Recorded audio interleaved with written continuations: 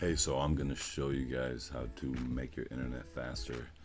Um, Guaranteed.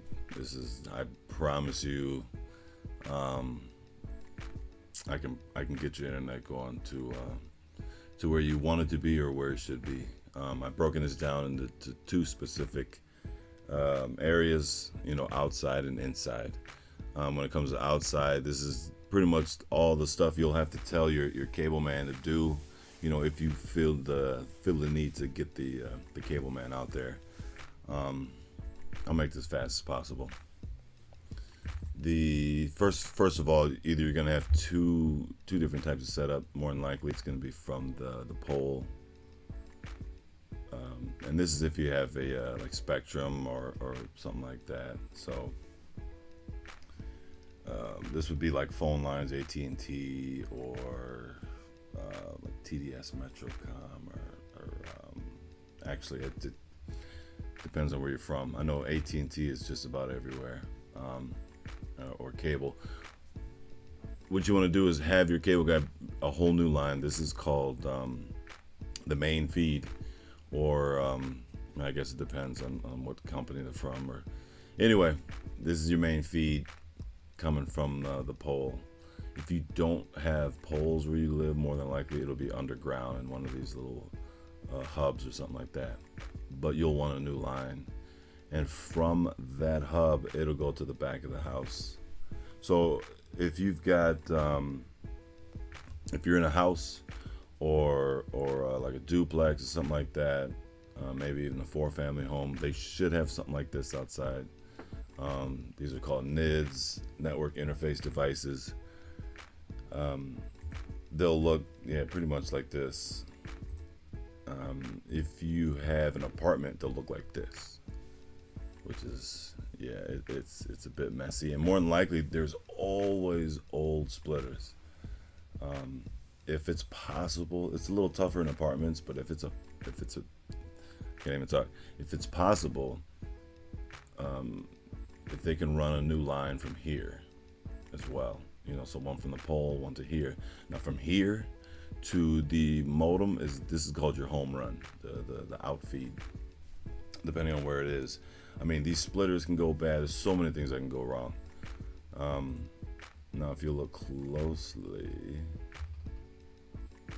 you'll see the splits. For some reason, that they aren't covered. If you go in the back of your place, you'll see just so many random things when it comes to the cable. It's just, if you can avoid any splits, you just want one whole piece. Definitely just just want one whole piece, coming from the main splitter, to the modem. If you can get your cable guy to replace everything outside, that'd be dope, because more than likely it needs to be done. Honestly, throw your cable dude like $5 or something, like as soon as he gets there, and just be like, hey, this is what I want done. Or if you can check it, if you throw the dude some money, or just give him something to drink. You ain't even gotta be just be nice to the cable dude. Promise you. All right, so let's go inside. Wait, yeah, there we go. All right, inside's a little more complex. So inside, okay, so if you're in an apartment, sometimes they don't even have any of that outside, and that stuff looks like this. So if you've got a box in your, it'll be in your basement, or sometimes it's outside and it looks like this. And if it's open, look for your apartment number, and make sure that cable, looks good. If you have any of these filters, that'll probably be your problem, right there. The way cable's set up now, none of these filters need to be on there. These are analog filters. That's why they put them on there to stop. Basically, there's no way you can steal cable if the analog filters are on. Now, if you can still get cable, if you order it, they'll send the signal. It'll go through these, but it'll be crappy.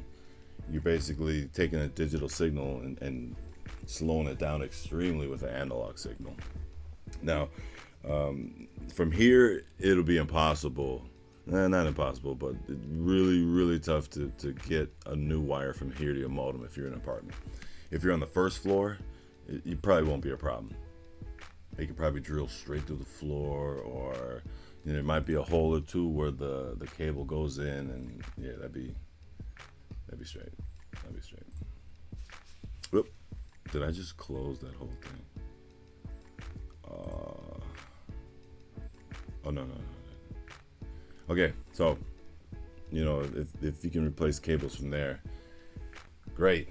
So from there, there's going to be a main feed in your apartment. If you're in an apartment, there's going to be a main feed. Or even if you're in a house, the wire that's connected to the wall that's going to your modem, check that wall plate. I think AT&T is the only place I had worked where they were enforcing us to go and take apart the wall plate, because this right here, this will cause so many problems. It will cause so many problems, and it's got to be replaced. So between that main wire, and this is the main feed going to the basement, in between these two are those barrels. These barrels alone, even if both wires are brand new, these barrels go bad all the time. It'll look something like this, or if you've got fiber, then you're just using Cat 5, Cat 6 cables. That's a whole nother, this is mainly for coax, Spectrum TV, stuff like that. Those got to be replaced. Cable dude, if you get him to your place, take apart this wall plate yourself.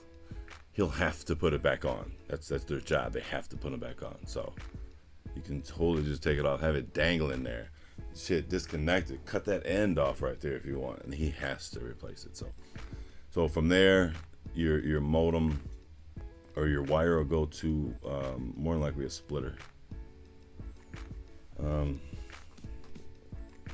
Splitters, oh jeez. So you don't want a gold splitter. If you've got a gold splitter, if you can see that splitter, you don't want it. Now if you've got the correct splitter and all that stuff, make sure when you get a chance, take apart that main feed going to your modem. There might be a splitter in the wall. If you're in an apartment, that is exactly where that splitter is going to be. Sometimes you just need to disconnect it, and it might be kind of hard for you to barrel it up. But anyway, if you see an old splitter, just call the cable guy and tell him, hey, get this out of here. Where's that third? Just cable guy's got to reconnect every single cable end he sees. If you don't have any new wires, if your wires look new, cool, but check your ends. They should be silver, a little shiny. They shouldn't be all crappy. Thought I had one more splitter picture. Okay, well, just you don't want a gold splitter. Not at all. You do not want a gold splitter. Now this wire right here going to your modem. See, this is the modem. This is a router. A lot of people have the modem and router combos. They also, or sometimes your company will just give them to you both at the same time. Just remember, modem, you don't get any wireless on it. You'll always see the antennas. If it's a router, your cable company more than likely give you they'll give you both of them put together or at the same time, something like that. Now, if you got good signal going to your router, like let's just say it's your wireless seems pretty good, but every time you plug the cord in, something's wrong. There's a good chance you might have to replace those cords. There's a great chance. Let's get rid of that ugly picture right there. Definitely replace the cords. I'm not sure. Like that, believe it or not, sometimes those will work. If there's any bends, like those cords have to be flawless. Like this won't work. Like it won't work. Maybe they put that picture up just for show, but that's pretty funny. That's actually going to someone's PC. That's funny. That definitely won't work. Now with your Wi-Fi, do not try to hide it. Like, I know they can be ugly sometimes, but they have to be out in the open for them to work. They have to. They have to. They have to. So just somehow keep it out in the open. Somehow just keep it out in the open. I don't know how. I don't know how everybody's setup is, but just if you can keep your router out in the open, like I said, if need be, call your cable guy. He can set you up. I mean, like most things in this world, you might have to tip him, throw him a five, or just have a meal ready for him.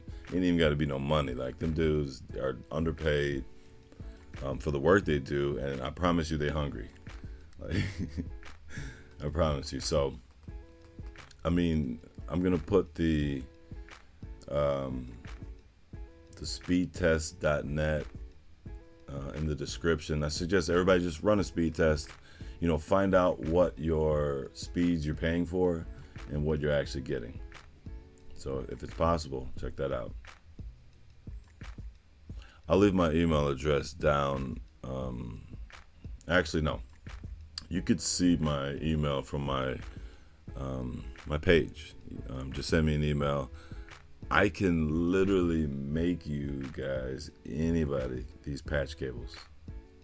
I don't care how long you need them. Like, I can hand make these as long as you need that. If you go live and you just want to plug in that laptop that'd be like 75 feet away, I'll make you an 85-foot cord. Like, it's no problem. But or just email me, tell me what your setup is.